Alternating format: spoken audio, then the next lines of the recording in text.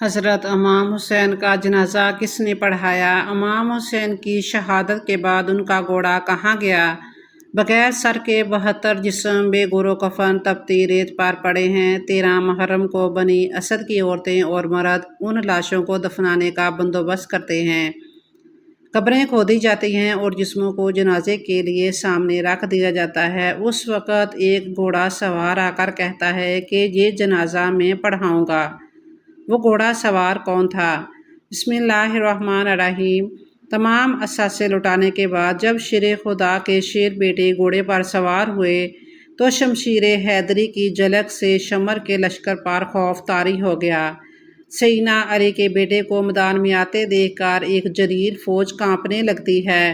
اللہ اکبر! تاریخ عالم کا یہ انوکھا واقعہ تھا کہ ایک طرف 22,000 کی فوج کھڑی تھی تو دوسری طرف اکیلا سوار، اور یہ بات بھی قابل ذکر ہے کہ 22,000 کی فوج میں ایک بھی مرد نہ تھا جو شہ سوار کربلا امام سیدنا حسین رضی اللہ تعالیٰ عنہ کا تنہا مقابلے کے لیے آتا۔ حالانکہ اس زمانے میں یہ اصول تھا کہ ایک شخص کے لیے ایک شخص ہی لڑنے آتے بھی تو کیسے؟ سبھی نے تو سن رکھا تھا، فرمان رسول صلی اللہ علیہ وسلم ہے، حسین مجھ سے ہے اور میں حسین سے ہوں۔ طمع اور لالچ نے ایسا بیوقوف بنا رکھا تھا کہ پوری فوج ہی شہزادہ رسول کا سر کاٹ کر جلد از جلد یزید کے دربار سے انعام وصول کرنا چاہتی تھی۔ لیکن یہ کیا؟ اب سبھی ایک دوسرے کا منہ دیکھ رہے ہیں کہ شہ سوار کربلا کا مقابلہ کون کرے گا۔ محترم ناظرین، انفرادی جنگ جو عربوں کا شیوا تھی، جہاں جنگ میں ایک آدمی کے مقابلے میں ایک آدمی آتا ہے اور لڑائی ہوتی رہتی ہے، شجاعت حیدری کے وارث کو دیکھ کر یزیدی فوج نے نہ صرف انفرادی جنگ ترک کی بلکہ اجتماعی حملہ کرنے کی بھی کسی میں جرأت نہ ہو رہی تھی۔ ویسے بھی اس ساری فوج نے سن رکھا تھا کہ سامنے وہ گھڑ سوار ہے کہ جس کے بچپن میں ہی اس کی شہادت کے چرچے عام ہو چکے تھے۔ ایک دفعہ حضرت جبرائیل امین حضور اقدس صلی اللہ علیہ وسلم کی بارگاہ میں حاضر تھے کہ وہاں حضرت امام حسین رضی اللہ تعالیٰ عنہ بھی تشریف لے آئے اور حضور صلی اللہ علیہ وسلم کی مبارک گود میں بیٹھ گئے۔ جبرائیل امین نے عرض کیا، اے اللہ کے رسول، آپ کی امت آپ کے اس بیٹے کو شہید کر دے گی۔ حضرت جبرائیل نے مقام شہادت بھی بتایا اور مٹی بھی پیش کی۔ دیکھیے ذرا منظر کشی کرتے ہیں کہ اکیلا گھڑ سوار 22,000 کے لشکر کی طرف بڑھ رہا ہے تو دوسری طرف لشکر کا امیر عمر بن سعد شمر سے مشورہ کرتا ہے کہ ہمیں حسین پر تیروں کی برسات کرنی چاہیے، کیونکہ اگر وہ ہماری صفوں تک پہنچ گئے تو ہمارے سینکڑوں سپاہی اپنی جان گنوا بیٹھیں گے۔ اب حال یہ ہے کہ نواسہ رسول حضرت امام حسین میدان کی طرف بڑھ رہے ہیں اور بزدل فوج دور سے ہی تیر چلا رہی ہے کہ کہیں اگر یہ ہمارے قریب پہنچ گئے تو ہم نہیں بچ پائیں گے۔ امام علی مقام کو تیر لگ چکے ہیں۔ شمشیر حیدری پر پورا لشکر یک بارگی سے حملہ آور ہوتا ہے۔ خوف کے مارے فوجیوں کی گردنیں کٹ رہی ہیں۔ سینکڑوں یزیدی فوجی جہنم واصل ہو چکے ہیں کہ اچانک امام علی مقام کو اذان کی آواز آئی اور آپ نے اپنی تلوار روک دی اور نماز پڑھنے کی مہلت مانگی۔ یہی وہ وقت تھا کہ جب شمر کے جوش دلانے پر مالک کندی نے پیچھے سے ایک ایسا وار کیا کہ تلوار کلائے مبارک کو کاٹتی ہوئی کاسہ سر تک پہنچ گئی۔ خون کا فوارہ نکل پڑا۔ جیسے جیسے وقت گزرتا گیا امام کے جسم پر تلواروں، نیزوں اور تیروں کے زخم بڑھتے جا رہے تھے، لیکن پھر بھی کسی میں ہمت نہ تھی کہ شجاعت کے اس کوہ گراں کو شہید کر سکے۔ شمر ملعون کے کہنے پر سب نے تیروں کی برسات کر دی۔ خولد بن یزید نواسہ رسول صلی اللہ علیہ وسلم کا سر کاٹنے کے لیے آگے بڑھا، لیکن ہاتھ کانپ گئے۔ پھر شقی القلب، بدبخت اور ذلیل سنان بن انس کے آگے بڑھا اور انعام و کرام کے لالچ میں امام علی مقام کا سر تن سے جدا کیا۔ ملعون ابن زیاد کے حکم پر تمام سر نیزوں پر چڑھا دیے گئے اور جسمی اطہر کو گھوڑوں کی ٹاپوں تلے پامال کیا گیا۔ شہادت حسین رضی اللہ تعالیٰ عنہ تاریخ انسانی کا ایک غیر معمولی واقعہ ہے کہ پیغمبر کے پیروکار نے اپنے نبی صلی اللہ علیہ وسلم کے نواسے کو بے دردی سے شہید کر کے اس کا سر اقدس نیزے پر سجایا۔ یہی نہیں، خاندان رسول صلی اللہ علیہ وسلم کے شہزادوں اور صحابہ حسین کو بھی اپنے انتقام کا نشانہ بنا کر انہیں موت کے گھاٹ اتار دیا۔ نواسہ رسول حسین ابن علی رضی اللہ تعالیٰ عنہ اور ان کے 72 جانساروں کے خون سے کربلا کی ریت ہی سرخ نہیں ہوئی، بلکہ اس سرخی نے ہر چیز کو اپنی لپیٹ میں لے لیا۔ محدثین بیان کرتے ہیں کہ امام علی مقام کی شہادت پر نہ صرف دنیا روئی، زمین و آسمان نے بھی آنسو بہائے۔ محدثین بیان کرتے ہیں کہ نواسہ رسول صلی اللہ علیہ وآلہ وسلم کی شہادت کے وقت بیت المقدس میں جو پتھر اٹھایا گیا اس کے نیچے سے خون نکلا۔ شہادت حسین کے بعد ملک شام میں بھی جس پتھر کو ہٹایا گیا اس کے نیچے سے خون کا چشمہ ابل پڑا۔ محدثین کا کہنا ہے کہ شہادت حسین پر پہلے آسمان سرخ ہو گیا، پھر سیاہ ہو گیا۔ امام طبرانی منجم الکبیر میں محمد بن سیرین سے روایت کرتے ہیں کہ حضرت امام حسین رضی اللہ تعالیٰ عنہ کی شہادت کے وقت آسمان پر سرخی چھائی رہی۔ امام بیٹی نے اپنی کتاب دلائل النبویہ البہقی میں یہ روایت نقل کی ہے کہ حضرت علی بن مسہر نے اپنی دادی سے یہ روایت کی ہے کہ انہوں نے کہا کہ امام حسین کے زمانہ میں کم عمر دوشیزہ تھی۔ اس وقت آسمان کئی دنوں تک جمے ہوئے خون کی مانند ہو گیا تھا۔ حضرت امام حسین کی شہادت کے بعد شہزادوں کو قیدی بنا لیا جاتا ہے۔ اب اسیران کربلا کا قافلہ شہیدوں کے سروں کے ساتھ کوفہ کی جانب روانہ ہو جاتا ہے۔ ادھر کربلا کی ریت پر شہزادوں کے جسم بغیر سروں کے بے گو کفن بکھرے پڑے ہیں۔ تاریخ گواہ ہے کہ شہادت کے 3 دن بعد 13 محرم کو مقام غافریہ سے قبیلہ بن اسد سے خواتین دریائے فرات پر پانی لینے آئیں تو انہوں نے بغیر سروں کے جسموں کو بکھرے دیکھا تو سب کی چیخیں نکل گئیں۔ واپس گھروں کو لوٹی اور اپنے مردوں کو بتایا کہ خاندان نبوت کی لاشیں بکھری پڑی ہیں، ہمیں ان کو دفنانا چاہیے۔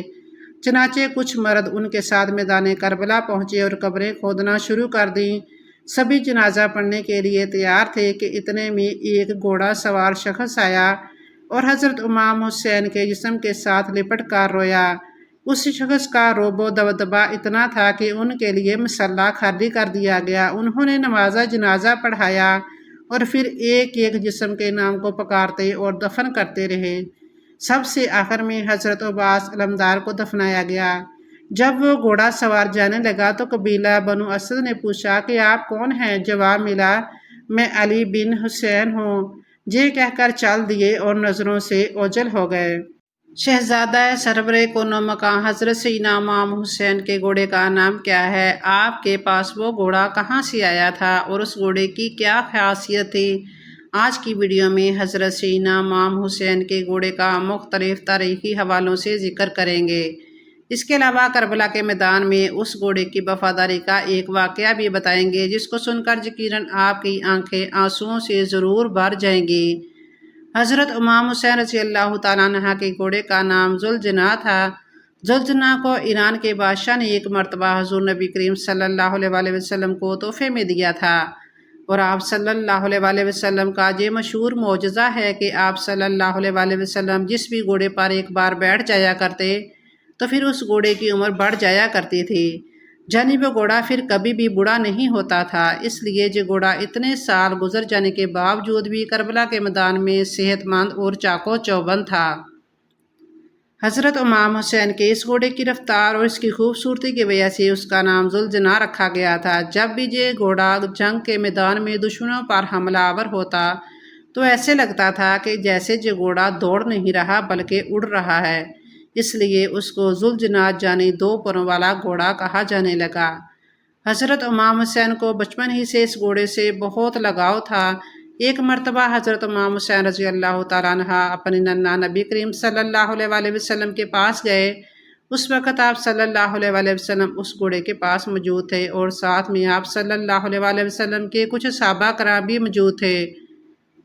حضور نبی کریم صلی اللہ علیہ وآلہ وسلم نے جب اپنے لاڈلے نواسے سے حضرت امام حسین کو دیکھا تو بہت خوش ہوئے اور پوچھا، بیٹا کیا تم اس گھوڑے پر سواری کرنا چاہتے ہو؟ تو یہ سن کر حضرت امام حسین رضی اللہ تعالیٰ عنہ نے ہاں میں جواب دیا۔ آپ کی یہ بات اس گھوڑے یعنی ذوالجناح نے بھی سن لی تو فوراً حضرت امام حسین کے قدموں میں آ کر بیٹھ گیا تاکہ آپ رضی اللہ تعالیٰ عنہ اس پر آسانی سے سواری کر سکے۔ اس کے بعد حضرت امام حسین رضی اللہ تعالیٰ عنہ گھوڑے پر بیٹھے اور آپ رضی اللہ تعالیٰ عنہ نے اس گھوڑے کی سواری کا یہ سارا منظر دیکھنے کے بعد نبی کریم صلی اللہ علیہ وسلم کی آنکھوں میں آنسو آ گئے اور فرمانے لگے، بیٹا یہ وہی گھوڑا ہے جو یوم عاشوراء کے دن تمہاری مدد کرے گا۔ پھر آپ صلی اللہ علیہ وسلم نے وہ گھوڑا حضرت امام حسین رضی اللہ تعالیٰ عنہ کے حوالے کر دیا، یعنی رسول اللہ صلی اللہ علیہ وسلم ذوالجناح کو حضرت امام حسین رضی اللہ تعالیٰ عنہ کے پاس آ گیا۔ پھر ذوالجناح نے کربلا کے میدان میں اپنے امام حضرت امام حسین رضی اللہ تعالیٰ عنہ سے وہ محبت کی، وہ وفا کی، جس کو دیکھ کر خود وفا بھی ذوالجناح پر ناز کرنے لگی۔ حضرت امام حسین رضی اللہ تعالیٰ عنہ کے گھوڑے ذوالجناح کے بارے میں یہ بات کافی مشہور ہے کہ جب یزیدیوں نے حضرت امام حسین رضی اللہ تعالیٰ عنہ کا پانی بند کیا تو ذوالجناح کو کربلا کے میدان میں کافی بار پانی پینے کا موقع ملا تھا، لیکن ذوالجناح نے پانی نہیں پیا۔ انہوں نے حضرت امام حسین رضی اللہ تعالیٰ عنہ کے ساتھ پانی نہ پی کر اپنا وعدہ وفا کر دیا، جس کو دیکھ کر خود وفا نے بھی ان پر وفا ناز کیا۔ اس کے بعد جب کربلا کے میدان میں 10 محرم کے دن حضرت امام حسین رضی اللہ تعالیٰ عنہ ذوالجناح سے زمین پر گرے تو آپ رضی اللہ تعالیٰ عنہ کا یہ گھوڑا آپ کے سامنے اس طرح سے آ کر کھڑا ہو گیا کہ دشمنوں کی جانب سے آنے والے ہر تیر کو اپنے جسم پر لینے لگا۔ اس وقت ذوالجناح کے جسم پر اتنے تیر لگے کہ اس کے جسم کا کوئی حصہ بھی باقی نہ رہا۔ روایات میں آتا ہے کہ ذوالجناح کو اتنے تیر لگنے کے بعد بھی حضرت امام حسین رضی اللہ تعالیٰ عنہ کے اس گھوڑے نے 60 سے زیادہ دشمنوں کو موت کے گھاٹ اتار دیا تھا۔ اس کے بعد جب ظالموں نے حضرت امام حسین رضی اللہ تعالیٰ عنہ اور ان کے سارے ساتھیوں کو شہید کر دیا تو حضرت امام حسین رضی اللہ تعالیٰ عنہ کا یہ گھوڑا یعنی ذوالجناح اہل بیت کی لاشوں کے گرد چکر لگانے لگا اور زور زور سے ہنہنانے لگا۔ پھر ذوالجناح حضرت امام حسین رضی اللہ تعالیٰ عنہ کے جسم اطہر کے پاس آ کر رک گیا اور اپنی پیشانی کو امام حسین رضی اللہ تعالیٰ عنہ کے خون سے تر کر لیا۔ پھر اپنے پاؤں کو زمین پر اس طرح سے مارا کہ جس سے اتنی زوردار آواز پیدا ہوئی کہ پورے میدان میں سناٹا چھا گیا۔ یہ دیکھ کر دشمنوں کے بھی پسینے چھوٹ گئے۔ اس وقت عمر بن سعد کی نظر اس گھوڑے پر پڑی تو اپنے لوگوں سے کہنے لگا کہ اس گھوڑے کو میرے پاس لایا جائے۔ یہ گھوڑا اللہ کے رسول صلی اللہ علیہ وسلم کے گھوڑوں میں سے ایک بہترین گھوڑا ہے۔ پھر عمر بن سعد کے کہنے پر لوگ اسے پکڑنے کے لیے دوڑنے لگے۔ جیسے ہی وہ لوگ اس گھوڑے کے قریب آئے تو ذوالجناح نے اس زور سے اپنا پاؤں مارا کہ ان کو وہاں سے واپس بھاگنے کا موقع بھی نہ ملا۔ یہ دیکھ کر عمر سعد چلایا اور کہنے لگا کہ اس کو اس کے حال پر چھوڑ دو، دیکھتے ہیں کہ یہ کیا کرتا ہے۔ پھر وہ گھوڑا لوگوں کے ہجوم سے نکل کر حضرت امام حسین رضی اللہ تعالیٰ عنہ کے جسم اطہر کے پاس آ کر اس طرح بلبلا کر رونے لگا جیسا کہ کوئی انسان کسی کی جوان موت پر رونے لگتا ہے۔ کربلا کے موقع کے بعد ایک شخص امام زین العابدین کی خدمت میں حاضر ہوا اور عرض کرنے لگا کہ اے وقت کے امام، آپ تو اس وقت کربلا کے میدان میں موجود تھے، تو آپ نے کیا دیکھا کہ جب حضرت امام حسین رضی اللہ تعالیٰ عنہ گھوڑے کی زین سے نیچے گرے تو اس وقت وہ گھوڑا حضرت امام حسین کے جسد خاکی کے گرد چکر لگا رہا تھا، تو اس وقت گھوڑا کیا کہہ رہا تھا؟ اتنا سننا تھا کہ امام زین العابدین زور زور سے رونے لگے اور فرمانے لگے، جب حضرت امام حسین رضی اللہ تعالیٰ عنہ گھوڑے کی زین سے نیچے آ گئے تو وہ گھوڑا آپ رضی اللہ تعالیٰ عنہ کا طواف کرنے لگا تاکہ کوئی بھی دشمن کا تیر یا نیزہ آپ رضی اللہ تعالیٰ عنہ کے جسم کو نہ چھوئے۔ دشمنوں کی جانب سے آنے والے ہر تیر کو ذوالجناح نے اپنے جسم پر جھیلا اور اس کے جسم پر اتنے تیر لگے تھے کہ اس کے جسم کا کوئی حصہ ایسا نہیں تھا کہ جہاں سے وہ زخمی نہ ہو۔ ایسے میں ذوالجناح چیخ چیخ کر یہ کہ یزید کی فوج سے کہہ رہا تھا کہ لعنت ہو تم جیسے لوگوں پر جو رسول اکرم صلی اللہ علیہ وسلم کے لاڈلے نواسے حضرت امام حسین رضی اللہ تعالیٰ عنہ کو قتل کر رہے ہو۔ پھر اس شخص نے دوبارہ حضرت امام زین العابدین سے پوچھا کہ وہ گھوڑا اس وقت اور بھی کچھ کہہ رہا تھا۔ اس شخص کے اس سوال پر حضرت امام زین العابدین چیخ چیخ کر رونے لگے اور فرمانے لگے کہ اے شخص، اس وقت وہ گھوڑا چیخ چیخ کر رو رہا تھا کہ اے میرے آقا حضرت امام حسین رضی اللہ تعالیٰ عنہ، آپ ایک مرتبہ میری پیٹھ پر سوار ہو جائے، میں آپ کو اتنا دور لے کر جاؤں گا کہ کسی بھی ظالم کا کوئی تیر آپ رضی اللہ تعالیٰ عنہ کو چھو نہ سکے گا۔ یہ سن کر میرے بابا حضرت امام حسین رضی اللہ تعالیٰ عنہ نے ذوالجناح سے کہا کہ اے ذوالجناح، تم جاؤ اور تمام خیموں میں چلے جاؤ اور جا کر میری بہنوں اور بیٹیوں کو بتاؤ کہ آپ کا حسین اپنے نانا حضرت محمد صلی اللہ علیہ وآلہ وسلم کے پاس پہنچ گیا ہے۔